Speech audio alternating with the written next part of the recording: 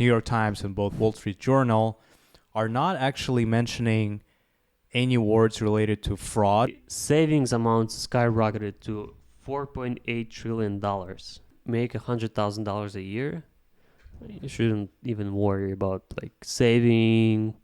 Hey everyone, this is the DNA Money Podcast, and we're starting with a quick update on FTX. Yeah, we became kind of a FTX update podcast.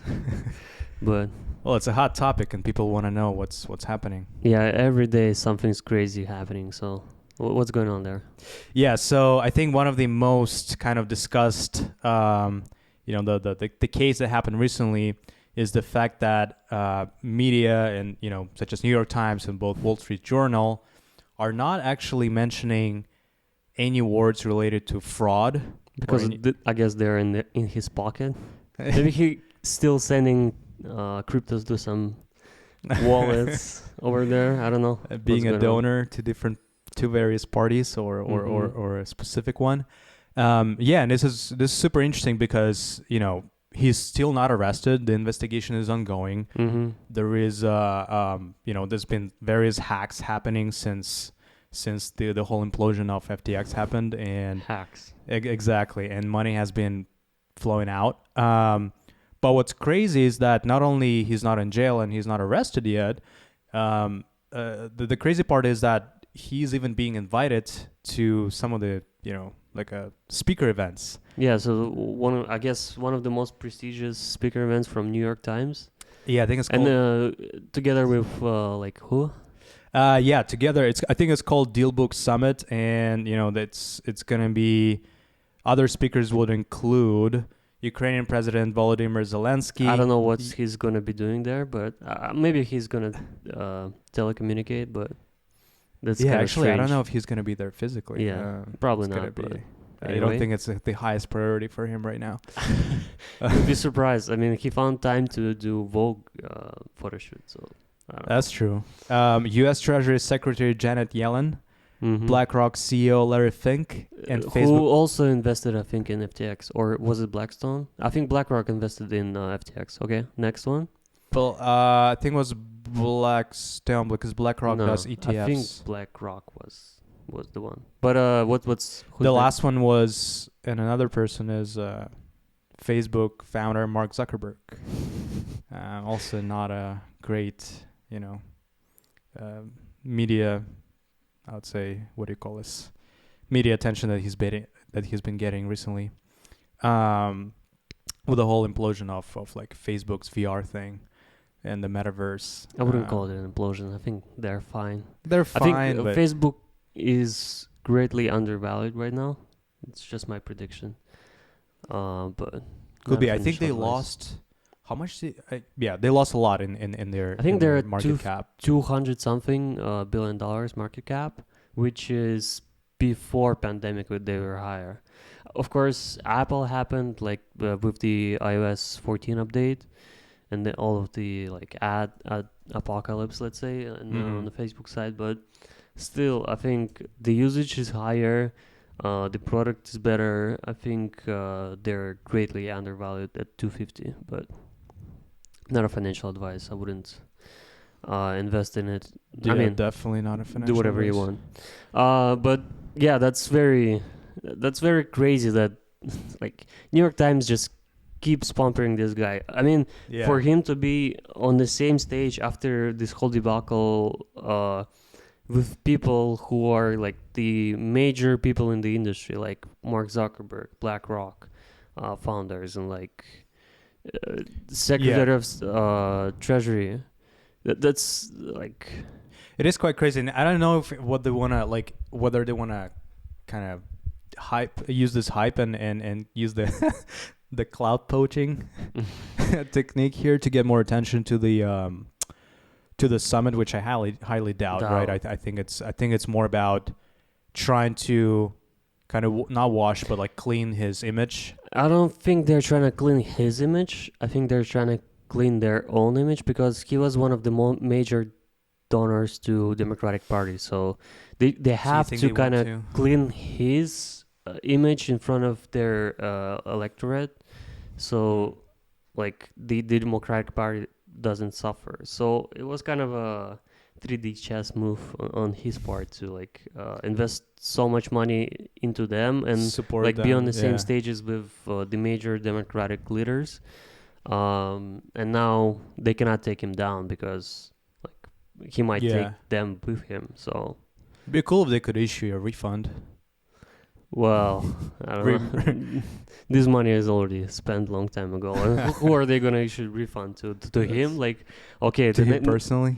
No, to people of FTX. Only Democrats though. yeah, right. Only Democrats. And then consumers. news articles coming out with the titles saying like Democratic Party pays Sam Bankman-Fried $40 million. $40 It's not better. Right.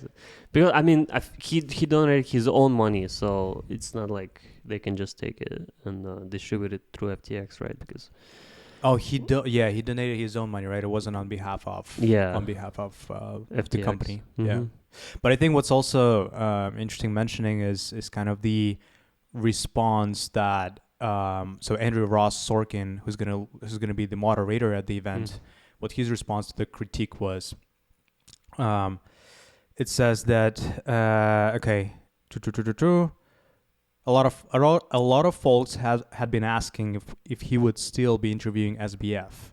The answer is yes, Sorkin wrote on Twitter on Wednesday, confirming an earlier tweet by SBF about the upcoming appearance. There are a lot of important questions to be asked and answered.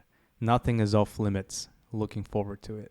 Yeah, nothing is off limits. What kind of questions do you think you'll be asking? Like he's gonna ask him like, how's he sleeping? How's he feeling? How's his relationship with her girlfriend? Is his mental health okay? Is it affecting his family? Stupid questions like that. Like nothing's off limit. Yeah, which is insane. And I think yesterday I read the fact that in the previous financing round that FTX was raising, SBF actually sold some of his shares for $300 million at that time. So he should have that cash sitting somewhere. Somewhere you cannot touch. Yeah, but the guy's like is worth at least several $100 million, and I'm sure he has more hidden somewhere. Just crazy. Crypto. He's probably still a billionaire. Probably liquid, yeah. Not arrested. If he gets out of this clean, it's probably going to be the biggest scam ever. Yeah, the biggest successful scam. They're going to make movies about it. And they're still going to make movies about it. But if he gets out of it free, that's going to be crazy. Yeah. I don't know if they can actually... they can change names and stuff and still make a movie about him without telling him. Yeah, crazy. Cool. All right, what are we doing next? So the next one is Americans went from being multi-trillionaires to being barely pretty much having any savings in their accounts, which is kind of crazy. So we looked up the numbers and well, Alex, first tell me, have you been saving more or less lately? I have been saving more. I mean, lately for the last few months I have stopped kind of saving. You stopped completely? Well, I'm still saving, but just only as part of my habit, pretty much. But so what I found is there is truly four stages of money management that I could identify so far for myself. So the first one, of course, is you're spending all you have and more. So you're going into debt. That stage is probably most of Americans are at right now because the savings, I mean, the numbers say kind of crazy stuff that pretty much on average an American right now has $2,000 in savings. And of course we know for a fact that the rich people have most of these savings and the poor, it's just going down in debt. So that's the first mode. Second mode, I would say you're living paycheck to paycheck. So you're not going into debt, but you're not saving any money. And that is a big category of people too, I would imagine. So we've seen that right now the amount of average savings people are putting only 5% of their after-tax income into their savings. So, like, pretty much on average, they're living paycheck to paycheck. But of course, we know that the median is kind of skewed because rich people are saving a lot of money, probably Right. still, and poor are losing all of it. So, Yep. because credit cards have gone up 15% within a quarter, I believe. So Just credit card crazy. debt. So It went down. It went up to, or by what number? so right now we are at $930 billion. So almost $1 trillion in debt. And what is crazy Credit about card debt. Yeah. about credit card debt is that it's like 20% debt. So Americans have to come up with $200 billion every year just to cover the interest on the debt. Yeah. So that That's puts insane. a lot of strain on the economy. Like $230 billion is like probably Apple kind of revenue, and that's just revenue. So Yeah. like Americans have to create And so much money to just cover this debt. That's kind of nuts. yeah, and even if you look at I'd say even if you look at the kind of ROI or IRR, so internal rate of return, uh, uh, uh, if you look at it from that point of view, generate 23 like above 20% per year. Mm-hmm. It's great. Like it's really really hard to do Yeah. because the market, or let's say the S&P 500 has been growing at 10 to 15% on average across like the last 100 years. And to beat that is really, really hard. To beat that consistently is even harder. So I remember, I think Warren Buffett was saying, he brought up this example of one of his friends coming up to him and asking him what to do, like what should I invest in? I have this, let's say, spare like $5,000, and he goes like, "Do you have any credit card debt?" He's like, "Yeah, I have it," and and he asked, "What's your APY or Mm-hmm. APR?" She goes like 23%. Mm-hmm. Like, well, you gotta cover that first. You have to close that credit card, pay it off, and then this is gonna be the best investment because he's like, I don't know anyone who can consistently generate that type of return.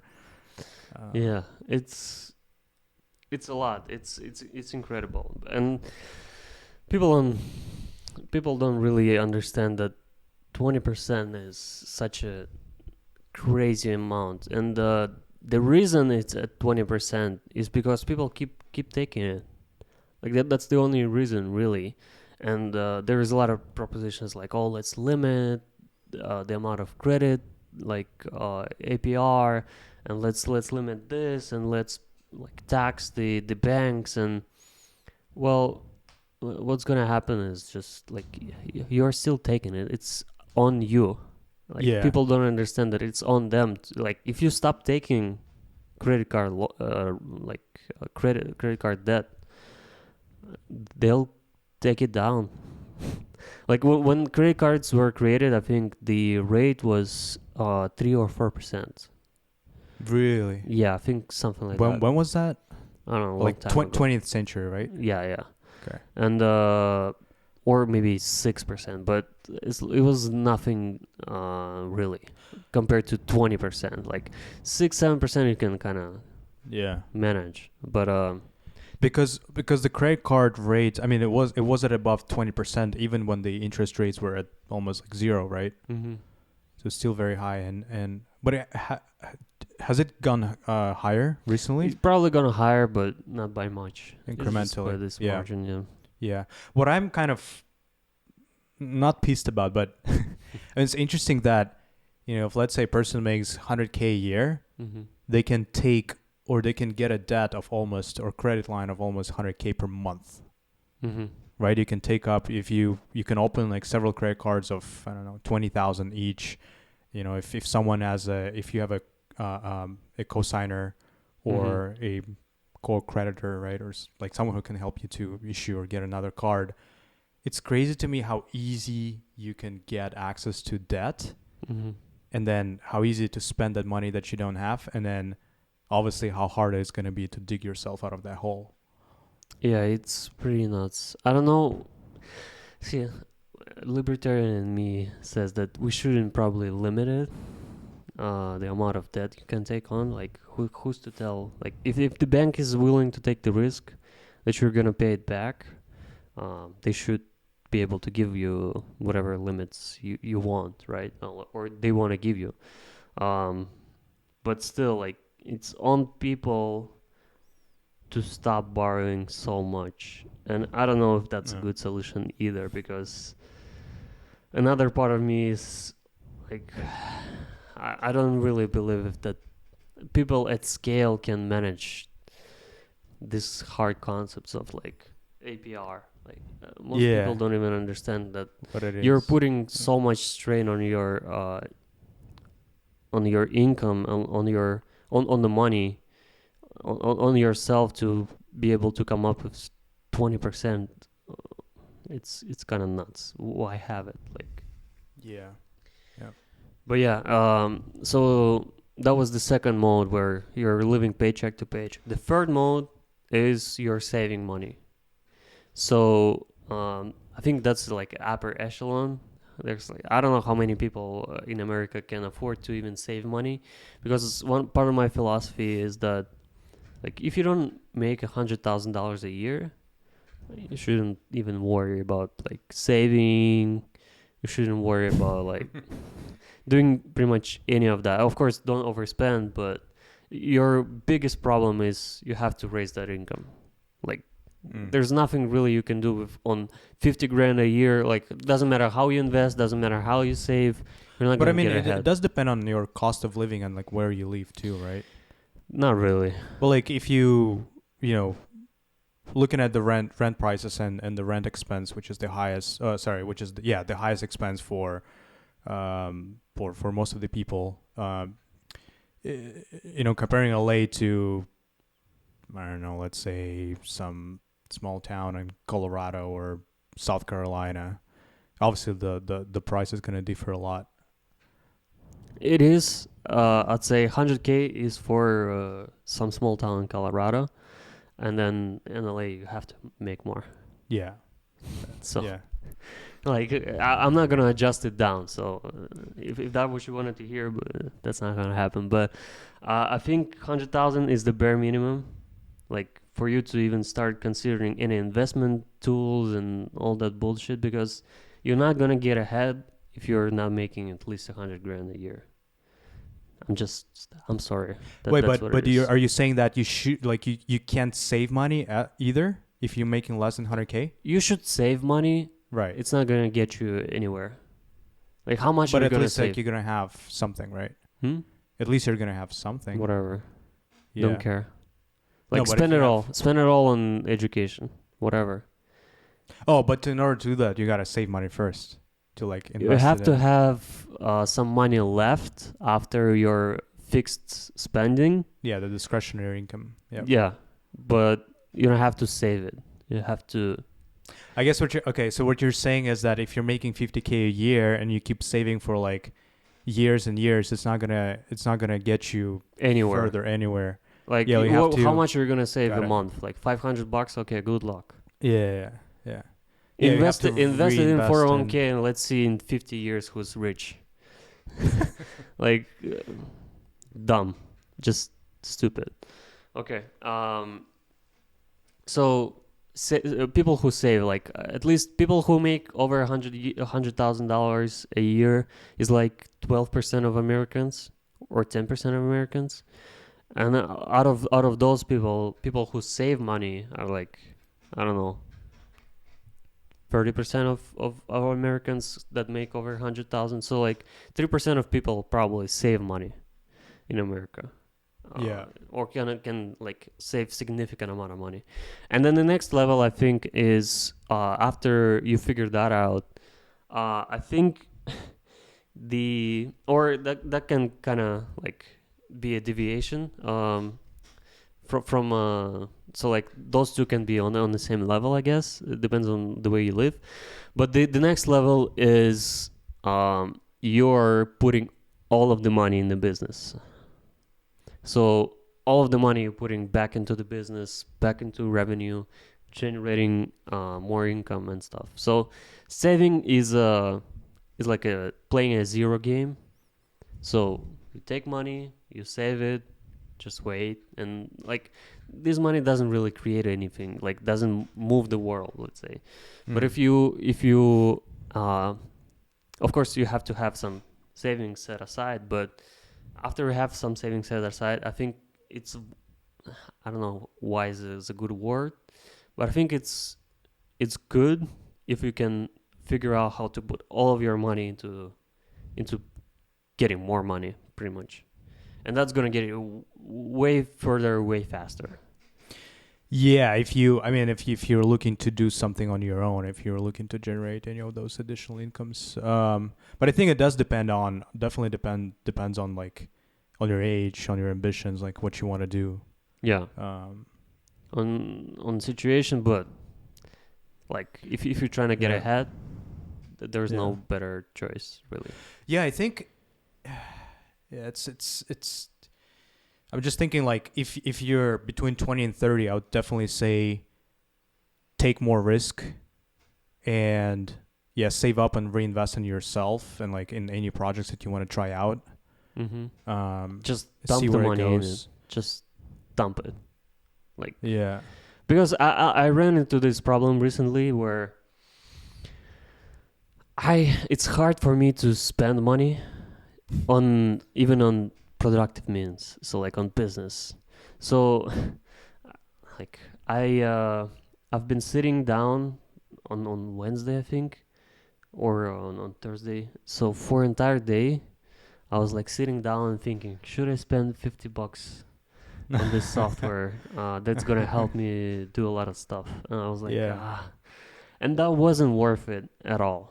But it's a skill you have to learn too. And I was asking my friend who's, I think my friend has like, I don't know, maybe $500 in his accounts, and he has like probably like hundreds of thousands of dollars invested here, there, like Yeah. cars, businesses, like giving people money, like expecting them to return it with a percentage and stuff, like crazy. Like he has no stops. I think that's unhealthy too, kinda, because you have to have like a golden parachute Yeah. so you don't like kill yourself, run to a wall. But yeah, he's on the other side of me, and he was like, telling me how what's his philosophy on spending money, and because of course on this money he always generates like something's income. happening. Like, he creates jobs with it and stuff. Like other people benefit from it, but it's a whole different mindset. And So what did he tell you? I'm saying that I kind of passed the saving stage. I saved enough, I think, Okay. so I'm comfortable, and now I'm just gonna be deploying all of my money into So you're done with your emergency yeah, that's fund. for sure. Nice. So before something happened in 2019, we had $1.4 trillion in savings. Collectively, all Americans, they had they were trillionaires pretty much. What happened in 2020 when Trump and Biden issued relief checks, the savings amounts skyrocketed to $4.8 trillion, which was the record high. And the average saving of a person in America after tax money was 33%. So they of all the money on average they were making, they were depositing in savings account 33% of it, which was insane. I don't think that's sustainable either to always save 30% for average American. Of course, that as you progress, that should be a goal, I guess. But just a year later, in 2021, our collective savings were $2 trillion. So more than 60% down from the peak. Yep. So Crazy. Americans managed to spend almost $3 trillion. I don't know what they bought. I don't think those were investments. Maybe crypto. Yeah, I think a lot of that went into investments, right? And that's probably You what. think? I mean, yeah. No, I don't think so. I think it was all the dumb stuff like cars, because used Oh cars no, I'm skyrocketed. saying like remember how the stock market skyrocketed during those years, and like the crypto, all of that. Yeah. So obviously they were investing a lot in this meme stocks Yeah. and some of the crypto coins, try to get rich quick, and some people probably did if they sold it in Mhm. time. But yeah, overall, a lot of people lost their money, and that's probably went like nowhere or didn't create any good. Yeah. So I think a lot of consumption, a lot of car spending, investments, of course, yeah. But the thing with investments, the rich, educated people who are looking at the market and that's their job, they probably caught that, like, okay, like $5 trillion in savings goes down to two. At some point, these people will have to sell to have any savings because it's going down super fast. If it hits zero, they're selling. So while it's at the peak, I mean, just liquidate your stock and then buy it when everybody has no savings. Well, I mean, if it was as easy as that, Well, it's not, but you yeah, get the like clues, you know. yeah, like I guess you can definitely predict the trends. It's just hard to predict the make the right timing. Yeah, I mean, these numbers come out not that often. Like you cannot Yeah, track every day. Like, oh, the sure. savings are going up Yeah, by this and stuff like that. But that was a year ago. We were at $2 trillion. Right now, $2 trillion in in savings. savings. Right. Right now, we're at $600 billion. No wonder. So $600 billion for listeners is on average $2,000 per American citizen, Mm-hmm. which is $2,000. Like go to grocery store like a Yeah. couple of times. Yeah. You know. Yeah, it's crazy, and that happened because, yeah, whether I don't know, maybe you think they just spend it. Okay, one thing that was said that they could have gone to investments and those assets depreciated, and they just lost a lot. Yeah. So they keep spending the money. Their savings going down. They're like, oh, let's sell the stocks. Stocks go down. Yeah, and plus, I'm sure it has been some. Yeah, Stupid there's a stuff lot of as well. factors Yeah. to it, and in the meantime, the consumer debt have gone up by 15% in the last year.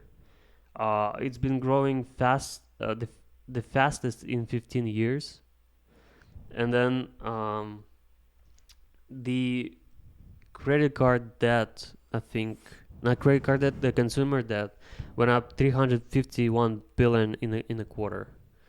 So, like, they have less savings, they have more debt, and with savings that low, we're hitting something's gonna break. I mean, it's already breaking all over the place.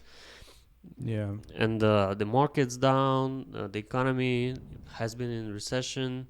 I don't know if it's still in recession though.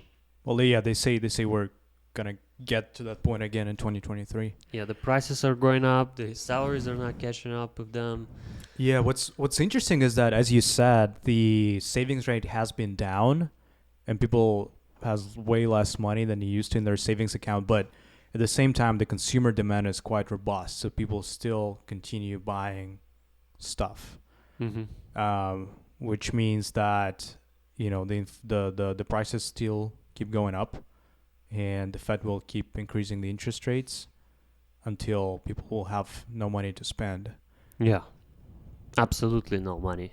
I think people don't understand yet that everything's broken. I mean, if one of the most prominent newspapers is still inviting Sam Bankman-Fried to like one of the most on the same stage with one of the most influential people in the industry. Yeah. What else are they not telling? Like, right. They're not telling the world that he's a scammer. Exactly zero words mentioning scam or fraud in their articles about him. What else they're not telling? And people might not. honestly, a lot of people who are not paying attention to economy might not even know that it's in a bad state. They might not know that like tech in this quarter, I think tech laid off like 100,000 of people or something like that in America, and those people Yeah, are making at least. like on average probably like $100,000-$200,000. Yeah. I So think yeah, and I think you look at, well, first of all, Tesla. Even when we were covering or making one of our earlier podcasts when we were just starting out back in April or May, I remember Tesla announced that at that time it wanted to lay off 10% of its overall workforce.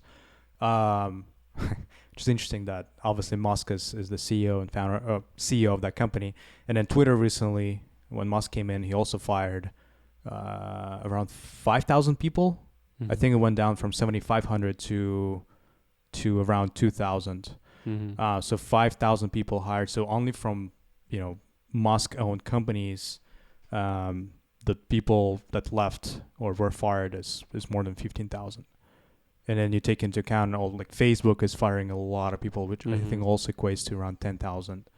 And yeah, tech has been Google is suffering. saying that I don't know if they're cutting people, but they're saying like I think we're paying too much to people. So of course, following all other layoffs, they're like, okay, we don't have to pay that much anymore. Yeah, the market rate has gone down.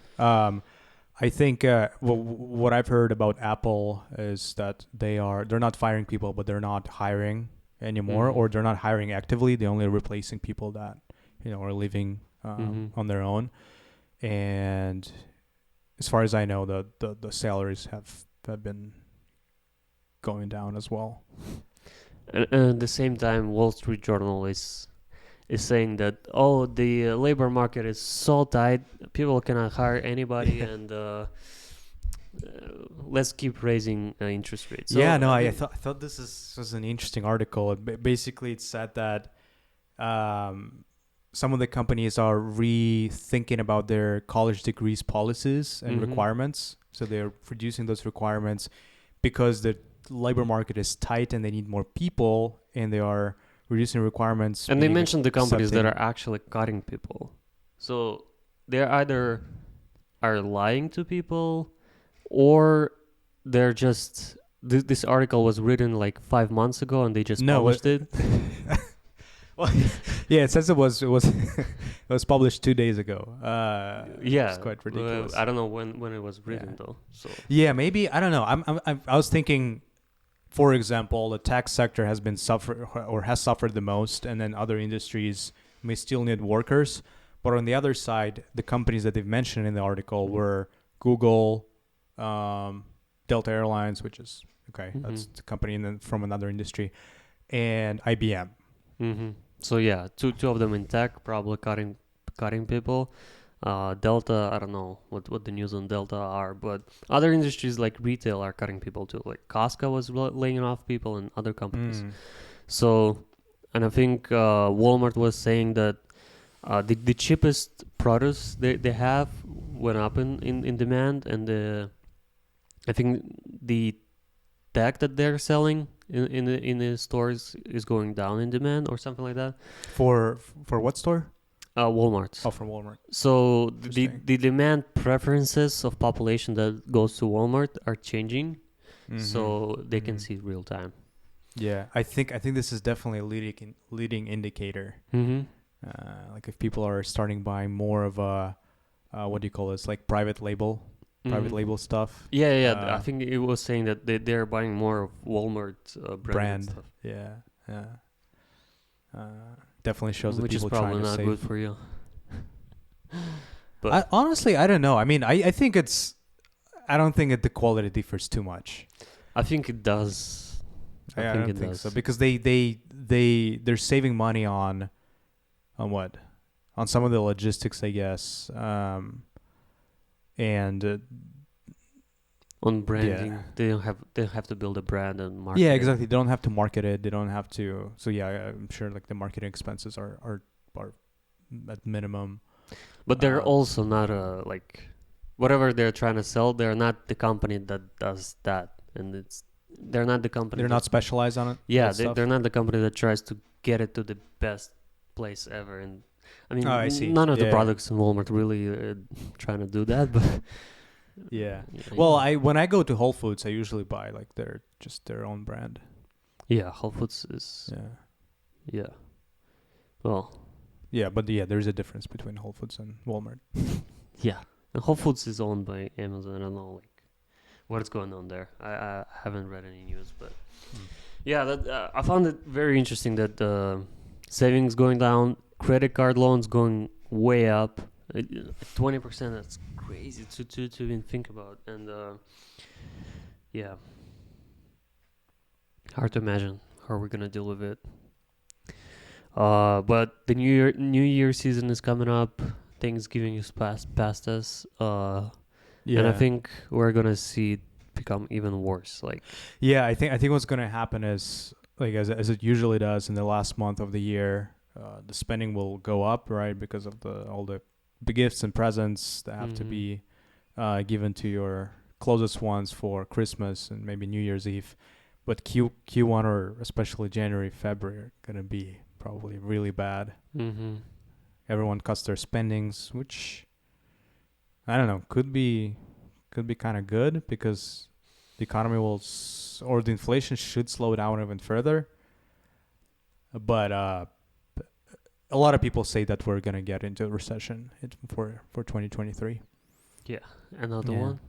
Another one. I think from looking at it from like investors' perspective and what's going on in the venture capital world as well and private equity, a lot of investors are saying that, or actually some of them even slow down investing in Q4 and even Q3 of this year.